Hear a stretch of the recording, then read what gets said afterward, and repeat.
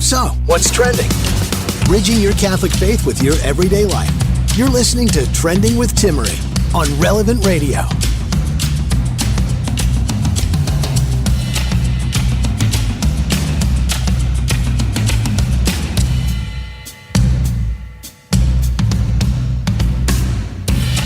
Coming up today on Trending, my husband Gabriel is with me. We're going to dive into St. Joseph and his interior life. We'll also discuss a lot about his humility.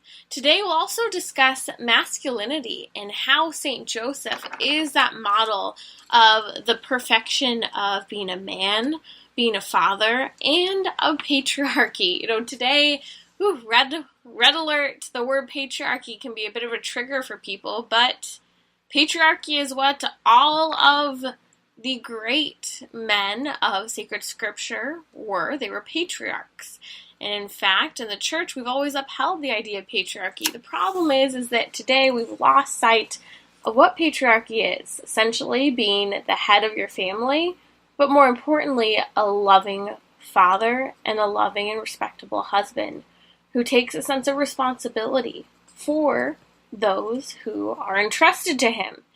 But the problem is today people have a problem with what they think patriarchy is. And this is why St. Joseph, who is a patriarch, clashes against modern ideas of manhood for many people. So joining me, we'll dive into this as well as how men are suffering a friendship recession.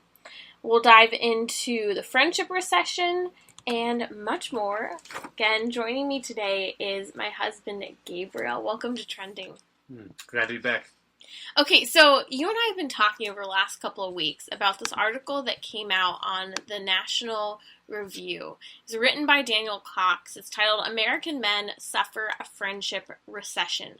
I remember a handful of years ago I covered a story about how middle-aged and specifically married men were suffering a friendship recession. They had no friends, and this was viewed as particularly problematic for married men because so often we've seen cases where men need other men to help challenge them into the mission that they're living out, into their vocation. Men need other men to have that perspective, to see what's happening, to see into each other's lives. And men in particular influence and grow one another when it comes to religion, among other things. So let's touch first on this whole idea of how men are suffering a friendship recession and the crisis especially for married men. I think that a lot of guys, they're lacking shared experiences that are rigorous and intense with other men. I think that hanging out and going to dinner and watching the game is fine, but I don't think it should end there. I think that what we are experiencing is that's where it does end. Is okay, yeah, let's just grab a beer, watch the game, or let's just do something casual. Those are events that should happen rarely. Actually, more things should take place where there is something more intense. For example, going camping and not really enjoying it, or just kind of detaching yourself from the comfort with your friend, or going off-roading and getting your car stuck. Just a random example. Just things where it requires physicality. Mm-hmm. I think that in those moments, friendship really intensifies.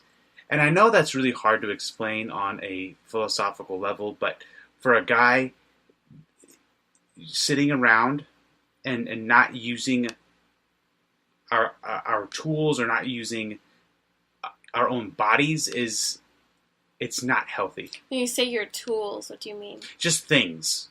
We use our hands, and we're just very physical. We're just physical oriented, and so, like for example, like I said about the car, or going camping, or playing sports.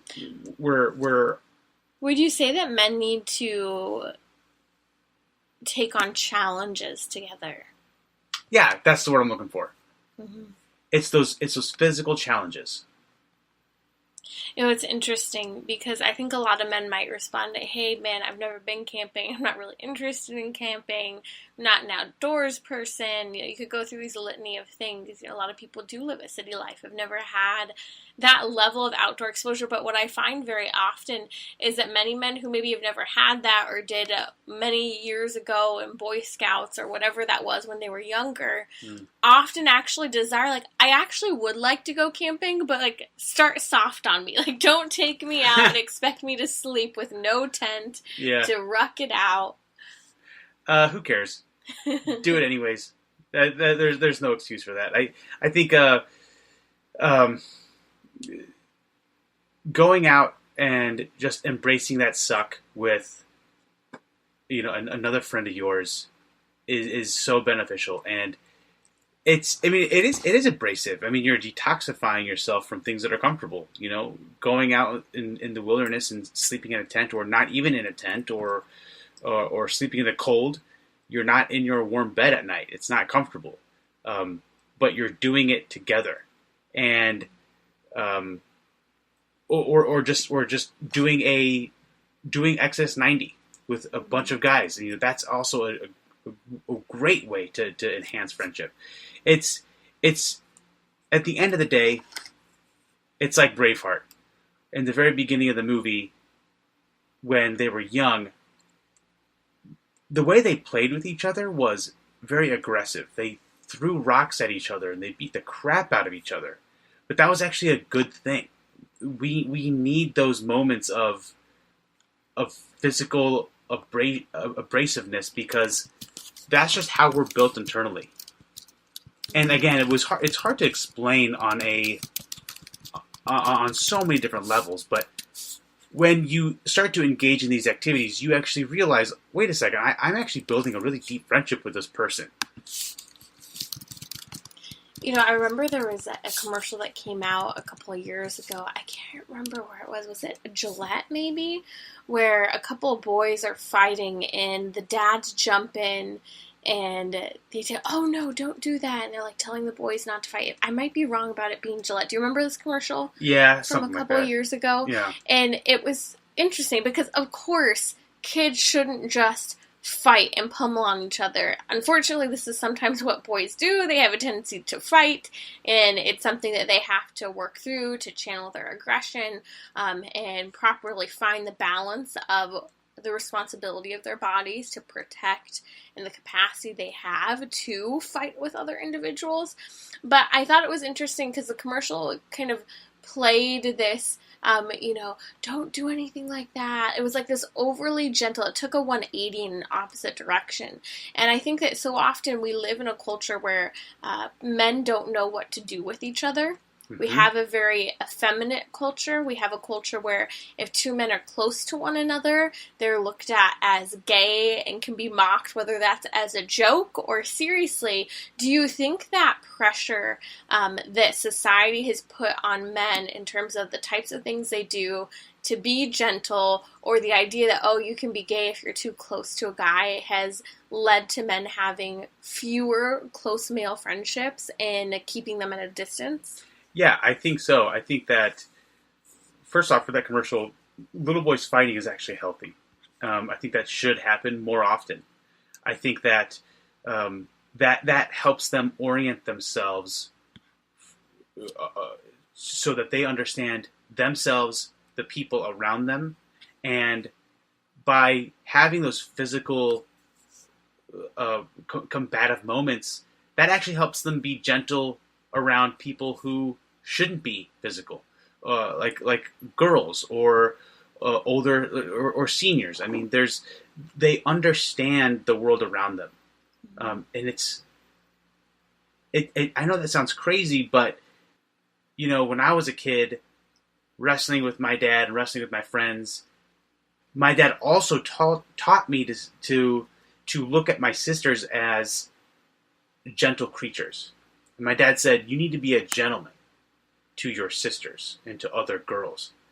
But he never and you need to be gentle to them. But he never said you need to be gentle to other guys. So when I was with my friends, we just wrestled. We threw sticks and stones at each other and just had absolute fun.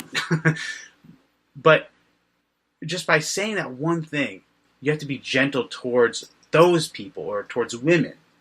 It actually helped me understand my place in the world and helped me understand how I should interact with girls and boys. Do you think sometimes our perspective, and if you're just joining us, you're listening to Trending with Timmerie. My husband Gabriel is joining me here today on Relevant Radio.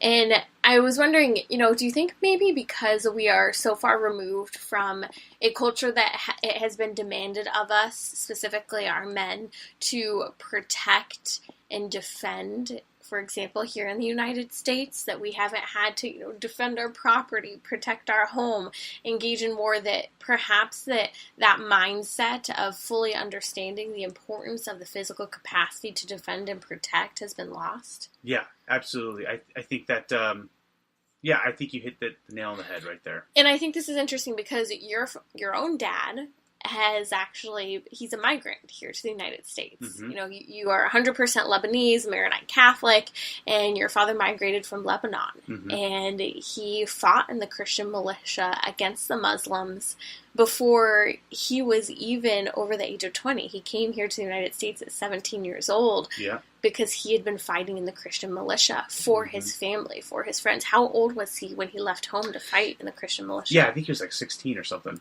Yeah, I mean, and he saw his closest friends die, he saw family die, he saw his own home blown up, and so your dad has the perspective of someone who has physically had to fight for his life. Yeah. And so that perspective in terms of it's okay for the body to be something used to defend and protect is something very close in terms of a generation for you and stories. But for most of us here in the United States, unless we have someone who grew up military, that's a little further removed. I mean, going all the way back, 30, 40, 50 years now. Yeah. The only problem or the only disconnect that we have as Americans is that we're so comfortable. Mm. And I always come back to this. I know I've been on the show a lot of times and I always bring up comfort. But that's the key to failure, is embracing comfort. People, it doesn't matter where you are in the world. It doesn't matter what type of country you live in, first world, third world, whatever. The only difference that we have is that we have cushioned things here. Our beds are softer here. Our couches are softer. We have potato chips. They taste good. I mean, there's things that are just... that they just keep us in this bubble and they keep us content. And that's a travesty because we can see it in our culture today. Because of comfort, it compounds over generation.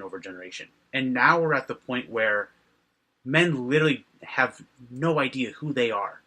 And they don't know their relation to the world. And in order to keep your mind and body in tune with natural law, yeah, I could say natural law really is to do those hard things, to embrace the strenuous life, to just because you have food in the fridge doesn't mean you have to eat it. So let's bring this back to friendship, because the study conducted by the survey by the Center of American Life, they showed this intensity in terms of a recession when it comes to friendship that's particularly bad for men. If you compare the percentages of men with at least 6 close friends, that's fallen between 1990 and today. It's fallen from 55% of men had a good solid 6 close friends back in the early 90s to today only 27% of men. And we could go on and even just say in general, men are reporting that they don't even have a close friend. Yeah. And this is particularly bad among single and unmarried men. So these men who also don't have any sort of romantic relationship either.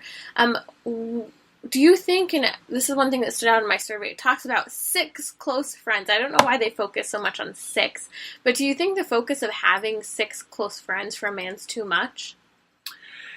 I just think I don't think a number is even relevant. Yeah. I think that having friends is so crucial. Having at least one friend brings you closer to sanity. And so that's the best advice that I could... Why do you say closer to sanity? Well, because closer to sanity in terms of not having a friend can lead to despair. Mm-hmm. And these men who are suffering friendship is leading them to despair. It really is. This loneliness, this isolation, the suicidality in our country right now. Yeah. There's a small collection of guys that I can reach out to on a deep level and have profound conversations with. If I take half of those guys away, I'm still in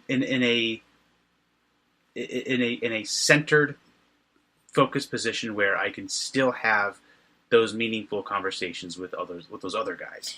But the problem is, if I have no one, I can easily lead to despair. I have no idea who to speak to. How do I reason through my confusion of things?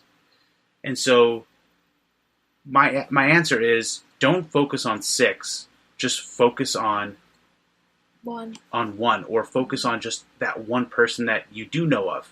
Mm-hmm. And the question is okay, well, there's that one guy that I see all the time at work or church or wherever, my neighbor. How do I even take that first step?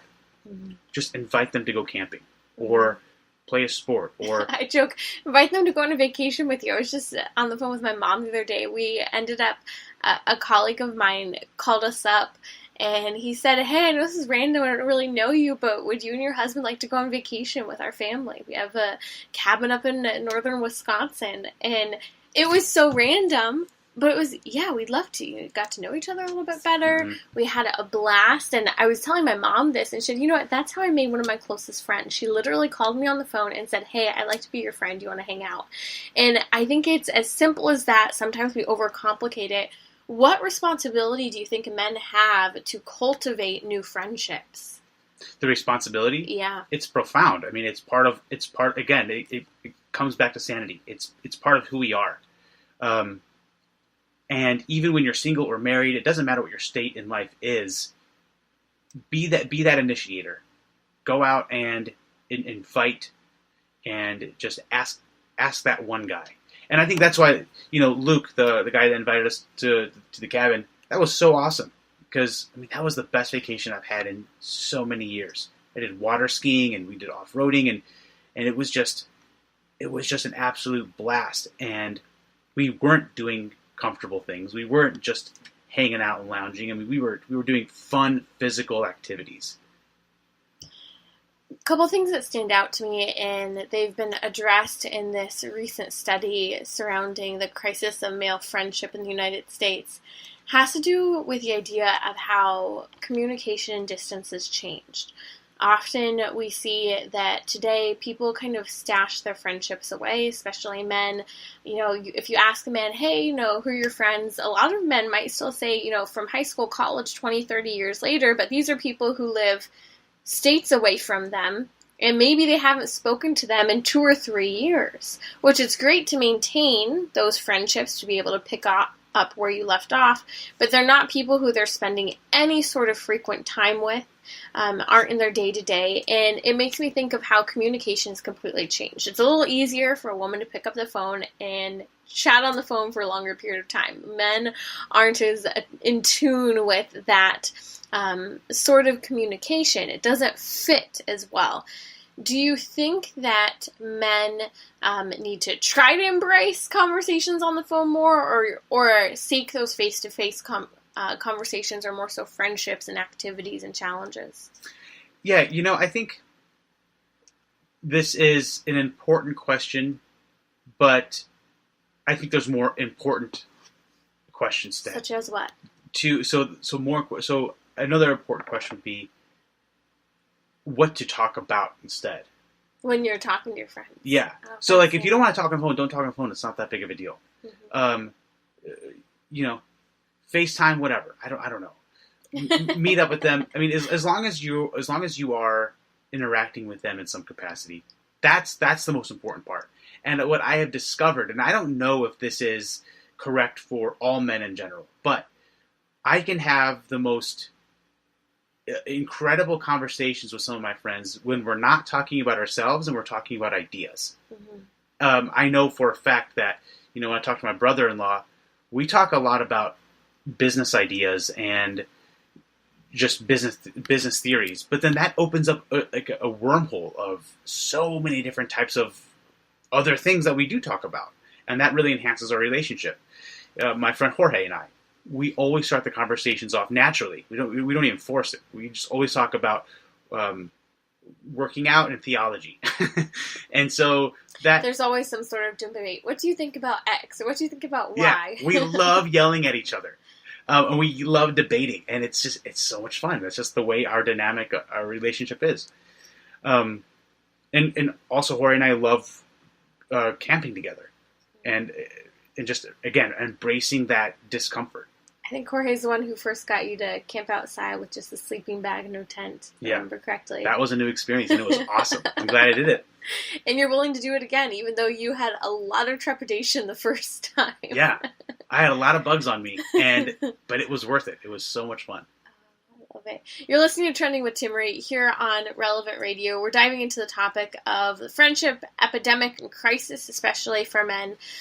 Quick couple of tips that you'd recommend for how people can make new friendships. Number one tip is just be that initiator. Walk up to that guy and ask him what his hobbies are. Ask him, hey, do you want to go out to dinner and watch the game? I mean, you should do that. That's what you said not to do. Well, you should do that as an initiator. Okay. Yeah, that shouldn't be the friendship. Yeah. That's the difference. What I'm saying is that you can do those small things as the initiator, and those are good things. But if that's going to be the epicenter of your friendship, you have to reevaluate. A fun thing that I just thought of that I thought was really cool if you're involved in any sort of parish ministry, working at a parish. I remember a couple years ago at our church, our priest actually had a tree cutting event where he invited all the men of the parish to come and help trim all of the trees for the parish grounds. They had a lot of land and tons of trees, and they said, instead of spending all of the money, why don't we just invite all the men of the parish? And it was such a good bonding event for the men to come and have something to do, something, that they could do with their hands side by side, meet new people. Things like this, men are waiting for an opportunity to be asked to help, to step up, and to do it together. These are great things that our parents just offered as opportunities for men to come together. So just some ideas for friendship to reconsider, to think about the importance of friendship, especially for men. You're listening to Trending with Timmerie here on Relevant Radio. Coming up, I'm going to be discussing with my husband Gabriel St. Joseph, his interior life, humility, and we'll also discuss how a man's soul and body are fashioned. Catholic Order of Foresters is proud to sponsor the Relevant Radio studio line. For information about employment opportunities and flexible premium life insurance plans, visit relevantradio.com/forester. We're talking about what you're thinking about. You're listening to Trending with Timmerie on Relevant Radio and the Relevant Radio app. Welcome back. My husband Gabriel's joining me during the show today. We were discussing friendship here on the show, and I think the next conversation really does a good job of falling on the heels of what we had to say about friendship and this friendship crisis, especially for men in America. Coming up, we're going to discuss St. Joseph, his interior life, as well as his humility and how he's a model of perfection for men, fatherhood, and of, surprise, surprise, patriarchy. So let's talk, and joining us as well in the background is my baby girl. If you are hearing her, she's hanging out with us while we're recording this today. And so something St. Edith Stein said, and I discussed this a little bit on Monday on her feast day. She, if you don't know anything about her, was a person who lived during World War II. She actually died in Auschwitz and really faced the impact of Nazi Germany. She was a convert from being a Jew to an Anglican not an Anglican. what's the word? Agnostic to ultimately becoming a Catholic and a Catholic nun. Now, something she said, again, my husband Gabriel's here with me, is she commented about how women are more naturally oriented in their bodies and souls to cherish, guard, and preserve. But men specifically are more oriented toward fighting and conquering. Correct. We've already discussed this in some capacity during our conversation surrounding friendship, but I'd like to tease out a little bit more this idea of how men's bodies and their souls are oriented toward fighting and conquering. What she said, it doesn't sound cultural, or what she said isn't even cultural. I think that what she is saying is embedded in us biologically and spiritually. And when we live in a culture that is trying to detach us from who we are as men, that's the problem that we're noticing. And so when she says that men are ordered towards battle, ordered towards the physical, this is so true, and every man knows innately that that is true, even though they try to push against that. Would you say possibly that this, and by the way, Edith Stein is a philosopher as well, if you didn't know this. Would you say that men, in the lax mentality they have today about physical fitness, we're going to touch on this in a minute, about physical fitness and being protectors, defending other people, it's a lash out against the idea of what is ingrained in them? It's kind of like a 180 turn almost. Yeah, I could totally see that. I think that working out can also be a double-edged sword. You know, they have this desire to work out, but because it makes them look so good, versus I need to work out because I need to protect. I need to be physically fit. I need to be strong. I need to be alert. I need to be ready. You see that difference? Yes. Yeah. Okay, let's talk a little bit more about this fighting and conquering that men's bodies and souls are fashioned toward. On the level of the soul and body, I think complementing each other, I think men are really called to build up what is good in the world and destroy what is evil. And this is seen in a particular way when we have this mindset of men being called to fight and conquer. Yes, absolutely. I think that we can see this in our families, in our communities. We have it. The duty lies in us as men to defend the good and to rebuke the evil. And we can see this in politics. We can see this on community levels. We can see this on a cultural level. And the red flag is up. I mean, we know what's going on in the world. We don't have to delve deep into that. There's an obligation for us as men to stand up for the truth. And that takes a lot of courage. That takes a lot of humility. That's something that I fail to do every single day. But we need.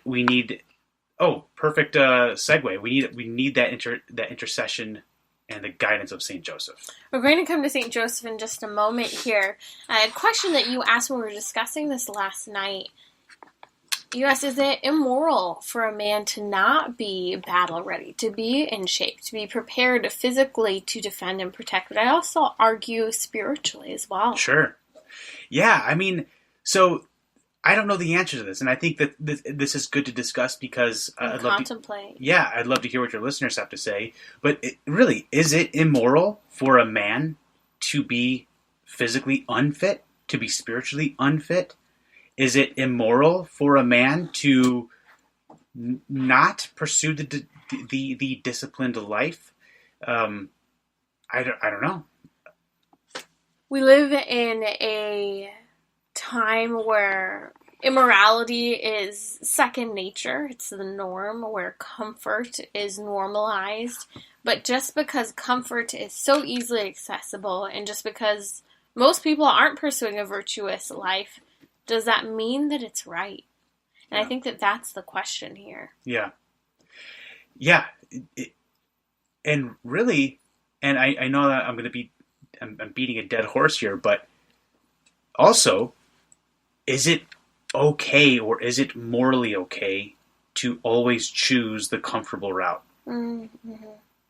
I don't Yeah, know. it's funny you say that because on a side note, setting this away from the idea of men's bodies and souls being oriented toward fighting and conquering, this past week we were out on the boat water skiing and there was a really rainy day, the air was cold, but we were still willing to go water skiing. And so I said, hey, Timmerie, do you want to go out? I'm like, oh man, I want to, but the idea of being in and out of the water and the cold, rainy air and being cold. And I remember telling one of the guys, I'm like, ever since I had the baby, the desire to do something like super uncomfortable like that and to be cold and wet just sounds terrible to me. But I'm going to do it because I know I should. Yeah. And I've gotten so used to avoiding some of the less pleasant things. And even though that would be fun, it doesn't sound fun to be in the cold like that. Yeah. Yeah, but you did it anyways. We still went on the boat and we still water skied. And it wasn't even cold. It wasn't even that cold. It was so much fun. You're listening to Trending with Timmerie here on Relevant Radio. And I want to dive with you into a conversation having to do with St. Joseph. I know that St. Joseph has been near and dear to your heart, mind, and contemplation. So we're going to come back and we're going to discuss his humility, but also St. Joseph's interior life. Bridging your Catholic faith with your everyday life. You're listening to Trending with Timmerie on Relevant Radio and the Relevant Radio app. As always, it's Wednesday, and here on Trending, we dive into St. Joseph themes about him, his life, and St. Joseph. The reason for this is in the tradition of the church, Wednesdays are dedicated to our companion, St. Joseph, and also making sacrifices in our lives, penances, an opportunity for abstinence and fasting. So my husband Gabriel's joining me today here on the show, and I know you've been meditating a lot recently. We've been discussing this upon St. Joseph's interior life. There's been a special prayer. You've actually been praying one of the St. Joseph's prayer books. Mm-hmm. Tell us a little bit about that and how it sparked some of this conversation we've had over his interior life. Yeah, it's a prayer that encourages you to contemplate and meditate on St. Joseph 4 times a day. And so in each moment, there's something specific. So in the mornings, we meditate on St. Joseph's fidelity to grace. The next, we talk about his relationship with Christ and his love for Mary and so on. So there's always just a theme for every meditative moment in the day, which is awesome. It has helped me deepen my relationship with him, but with also Christ and with Our Lady, which has been spectacular. So let's talk a little bit about his interior life. I know that there have been moments where you've really just thought about, wow, he is such a humble individual when you think about the power, the authority, and the control he had over the Holy Family and what he did and didn't do. Yeah, I think what blew my mind was that I was thinking about the title of St. Joseph, Terror of Demons. And why do we like that so much? Why do I personally like that so much? And it's not it's not emotional, like, oh yeah, that sounds so cool. It sounds so BA. Yeah, exactly. I mean, initially, that's where my mind went initially. Yeah, it does sound hardcore. However, why is it such a big deal that he is the terror of demons? And excuse little baby in the back. It is point blank his humility.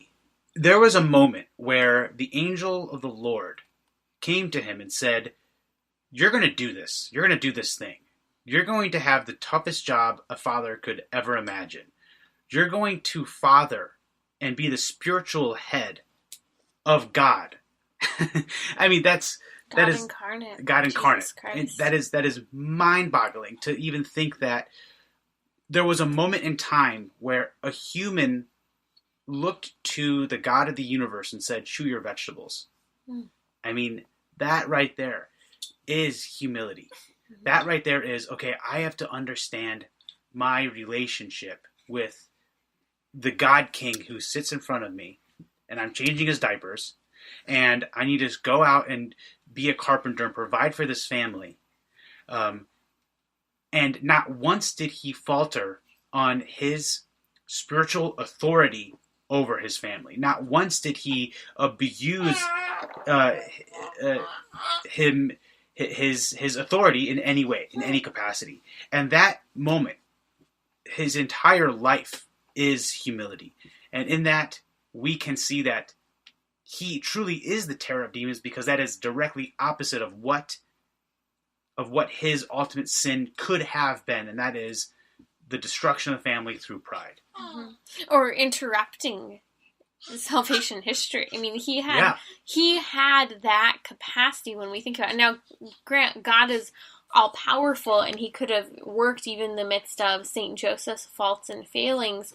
But as you said, Saint Joseph had the spiritual authority, and when the angel came to him in a dream and told him, hey, you don't have to set Mary aside quietly, that first dream, because she has conceived, and she's conceived by the power of the Holy Spirit, he chose to follow that. And let's talk a little bit about that dream, because there had to have been a moment where he's dreaming, he has this vision from the angel, this revelation that Our Lady is conceived by the Holy Spirit, but there had to have been a prayer for him, a conversation he had with God. Yeah, yes, it was a dream, but it had to be more than that. I mean, God had to reveal so much to Saint Joseph so that he could understand. However, I was thinking about this morning. Maybe it was just a very simple little dream. Maybe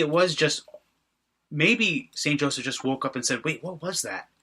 And what really allowed him to succeed in his fatherhood was his fidelity to grace. His docility to the will of God in his life and discerning it as well. Yeah, absolutely.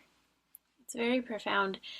Let's talk about how he's a terror of demons. Why is this significant within the perspective of his authority over Mary and Jesus? You know, I think it all comes back to his profound humility. I mean, everything that he did, it was to provide and to protect.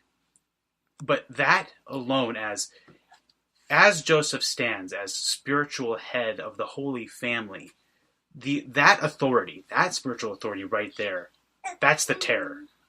It's specifically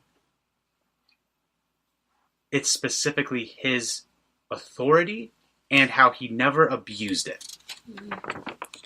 He was the bearer of salvation history in a certain respect. You know, as I think about this, it's so significant that in his humility, he was willing to hold within his arms all of salvation history. That he was willing, and he saw the Blessed Virgin Mary and his responsibility for each of them, and he took that on. Whether it had to do with him traveling to Egypt, or him creating a new life in Egypt, or being docile to the will of God yet again, and in the dream being revealed by the angel both to go to Egypt and return from Egypt. Yeah, and that's not a small task. You know, in that moment of him thinking to himself, okay, I need to carry this child with me from Israel to Egypt. He's not even my biological son. And I really didn't want to do this in the first place. You know, that this is really, really messed up. But here's where I am. You think it's messed up because it's not Jesus isn't his biological son? Well, maybe. I mean, being forced to take responsibility for someone and something you didn't intend to. Yeah, think of it this way. There was a moment where Joseph wanted to divorce Mary, because when he finds out that she's pregnant, he thinks to himself, "What did I get myself into? Like, I need to separate myself, not just for myself, but because of his profound love for Mary." Also, he knew something was special happening with Our Lady. Yes. He knew that she didn't just cheat on him or take her own path. He knew something special was happening. That's part of the reason why he was choosing to set her aside quietly. Right. Is he actually, we've seen in a lot of the meditation on St. Joseph, it's believed, the tradition holds, that he recognized something special was happening here, and he was taking himself and setting it outside of everything that was going on, because he almost didn't see himself as worthy in a certain respect. Exactly. And so that worthiness that is what I think was going on when when you're traveling and you're going through all of these challenges. He asks himself the question, or he even convinces himself, yeah, I am not worthy to do this. I mean, that is pure humility. But also another thing that I wanted to add was that you can't be old and travel and defend your family to Egypt, and you can't be old and be a father as how tradition or as cultural tradition says that Saint Joseph was old. I don't think Saint Joseph was old. It wasn't even in the tradition. It was just portrayed in art, and this started to be done specifically because people were trying to preserve Mary's virginity. It was almost used as kind of a poking out your elbow saying, hey, Mary's a virgin, so we'll just suddenly create Saint Joseph as this old-looking man to make people believe that he wouldn't have been tempted. Yeah, and I honestly believe that he was just as old as Mary was. I mean, he was also very young. I think that we see a sense of responsibility and establish a business in St. Joseph. He would have had that set up in his life where he was able to provide and protect for her. And it was normal. You have to remember in ancient Israel for there to be perhaps larger age gaps than we are even used to today. But that doesn't mean that there was such a large age gap between Joseph and Mary that it was, 30, 40, 50 years. We're talking maybe 15, 20, and think of Our Lady as a very, very young teenager. Yeah, absolutely. We have our baby here hanging out with us while we're here with you live for Trending. And joining me, if you're just joining us, is my husband Gabriel, and we're meditating upon St. Joseph, his interior life, and especially his humility. What else has been, I think, prevalent for you as you've been going through this special prayer where you're supposed to ponder St. Joseph 4 times a day as you've been thinking through his interior life, the reality of him changing diapers just like you do as a dad, teaching your kid how to eat solids, these various things that require a lot of patience. Yet St. Joseph was doing this with Jesus, who is God. Yeah, I think another thing that was really inspiring for me was his love for Mary. There was this moment where I kind of, I thought to myself, his love for her, there was a moment where he saw Mary and he understood her authority. He saw hyperdulia in her. He knew who she was. And knowing that he is the spouse it must have been this most profound exploration of love. So perfect in a sense that he didn't need passion. There was no desire to consummate. It was just a desire to deepen in friendship and deepen in self-sacrifice. And there must have been this moment of pure direction in his life. Like, this is my spouse. This is my son. I know exactly what I must do. What my mission is. Yes. Mm-hmm. And I think that leads us back to his fidelity to grace, is that he just, it was this complete submission to God and his will, which, by the way, could also lead us to him being the terror of demons, was Joseph's complete and total submission to God. Let's talk about that clarity of mission that you mentioned, that because of this, he knew his place. How does a man today, in 2021, have the clarity of mission that St. Joseph had? Grant, we're not all having dreams, per se, like St. Joseph did, but how do we take ourselves, especially for men, on a path of total submission and union with the will of God and his intentions for us in our lives? Yeah, I know. We had this conversation last time I was on, and to really follow up on that, what I failed to mention last time was we can always look to the saints for direction, and I think that is so. One of the huge benefits of being Catholic is that we have this army of saints that we could look to every single one of them, and every single saint has the same exact quality, and that is a virtuous life, a disciplined life, and total submission to God's will. Rooted in the sacraments. Rooted in the usually rooted absolutely. intensely in Eucharistic devotion in particular. Oh, absolutely. Definitely Eucharistic devotion. And I think if that's a mission, or if that's direction, or sorry, if that isn't, then I don't know what is. Mm-hmm. And so if a man is looking for direction, whether you're single, married, you're in the religious life, doesn't matter what your state in life is. There is a saint that has had your life. You are mimicking a saint's life in some capacity. So there's somebody who has lived your life already, and there is somebody who has attained virtue and has a clear path, or had that clear path that you can mimic. It had similar circumstances, similar situations, similar temptations, frustrations, personality traits. For some reason, I was talking to someone about this the other day. It's so easy when you become Catholic or are already Catholic and have this more intensified conversion where you almost start to think that I have to act how I think all the other Catholics act. Sure. And you lose yourself. You kind of become this adult personality. And I love religious life. I love religious sisters and priests. But sometimes I think we see this in particular with religious sisters. And not all the time. But where they almost lose some of the natural charisms of who they are. Their lives. Yeah. And not that you shouldn't, leave some of your life behind, but there's nothing wrong with perhaps some of the humor you've had. There's nothing wrong with still having a passion for certain things. It's just meant to be tamed and put at the feet of Christ, those gifts, those talents, those joys, those personality quirks, and they should be enhanced all the more so before our Lord, not suddenly turn you into this kind of numb individual, which is what I see with many people, and it has probably occurred in my own life at times, where you almost become dull through the process of conversion rather than becoming more so yourself. Yeah, I agree. I think that there's a moment in our life where we must question if what we are doing is rightly ordered. That could be our hobbies, that could be our personality, that could be anything. And I think that when we can ask that question, that gives us clear direction. And specifically for men, finding that mission, asking the question, am I virtuous? So the answer should always be no, because we can never be virtuous enough.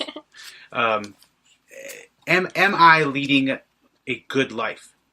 The answer should be kind of. You should always be striving for perfection, because that's what Christ calls us towards. We're not saying be perfect now. We're not saying you can't make mistakes. What we're saying is you need to attain the virtuous life. And in order to do that, that requires self-discipline. That requires a prayerful life. That requires an intimate relationship with the sacraments. And I'm not speaking for myself. I'm saying this is what the church is teaching us. Mm-hmm. And I'm admitting on air that I fail every single day. You're listening to Trending with Timmerie. My husband Gabriel is joining me during the show. I don't believe that you fail every day. I think that you set an incredible example for us and our family. And I think that is what's important, is you continue to focus. What is my mission? What is my responsibility? It requires contemplation. It requires humility and prayer, which is why we've been talking about St. Joseph as the perfection of manhood, of fatherhood, and of patriarchy. I want to touch on this for just a moment to help kind of put this context. All of what we've been discussing in terms of St. Joseph and his masculinity and his leadership is what patriarchy is, taking responsibility and ownership, and ultimately loving fatherhood is what's lived out in the patriarchy over all those entrusted to your care as a patriarch. And that's what St. Joseph was. And that's why the church continues to uphold patriarchy. Sure. Patriarchy is more spiritual than anything else. There is no domination. It's just a patriarch is the spiritual head of the family. He's a father. He is the father. And that's why we have patriarchs in the church. That's why all Eastern churches have patriarchs. That's why St. Joseph is the patriarch. He's that's why every father is a patriarch of their family. It's because of that spiritual authority. And it's very telling when we have a culture that says, destroy the patriarchy. They don't understand, or maybe they do. Patriarchy is not a physical thing. It's not this overarching, dominated position. It's just if you want to be a patriarch, or if you're a husband or a father, and you know that you're a patriarch, the only question that you should ask yourself as patriarch is this: how do I lead my family to heaven? That's been my husband Gabriel here on Trending with Timmerie. Thanks for hanging out with our family. Baby girl's been hanging out in the background. It's been great to be with you. Join me tomorrow for our weekly marriage hour here on Trending. We're actually going to discuss discernment, the importance of discernment with a priest. We'll talk about how maybe that can be a part of your own journey if you're still single. Figuring out, are you being called to married life? Guess what? All of us feel called to married life, think we're called to married life, even when there's a religious vocation possibly looming, should I say looming, maybe joyfully being offered and presented to us. Again, join us tomorrow during our weekly marriage hour here on Trending.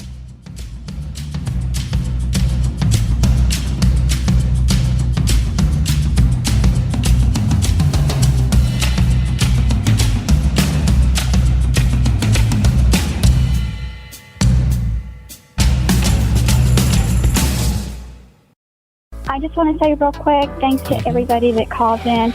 It's so encouraging. What a great community it is. All the shows on Relevant Radio all day long. They're so uplifting. Bringing Christ to the world through the media. Relevant Radio.